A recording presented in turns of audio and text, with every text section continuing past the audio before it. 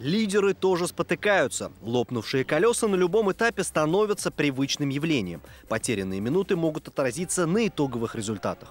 Видели, что до нейтрализации пробил заднее колесо Андрей Каргинов. Дима Сотников видели, что не сразу взял точку. Мы его в этот момент накатили, посигналили, он пропустил и пошли вперед. И так практически ехали до финиша. Я видел сзади, что Дима едет и в песках. Пески около 10 километров, наверное, были.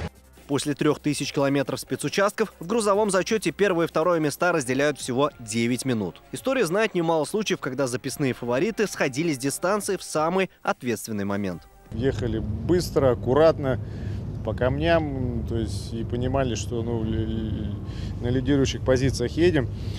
И все, уже выход из камней, 130 километров, проехали по камням и накатили баги, и в пыли баги.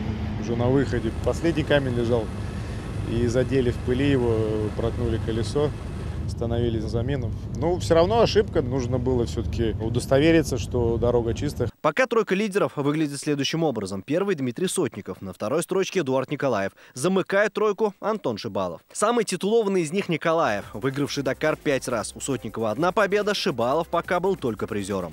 Пришлось сделать петлю, там была скрытая точка в самом начале, немножко курсом забрали правее, пришлось крутнуться. Пока крутнулись, видели, что Андрей Каргинов уже подъехал, но мы его пропустили, поехали за ним. Видимо, за Андреем уже ехал Эдуард и тоже начал звонить, пришлось его пропустить. Ну а сегодняшний день был очень быстрым и в основном шли между каньонов. Впереди еще 2 этапа. Финиш запланирован на 14 января в городе Джидда. Смогут ли спортсмены команды КамАЗ-Мастер повторить триумфальный пьедестал 2021 года, узнаем в пятницу. Алмаз Гафиятов, ТНВ, Саудовская Аравия.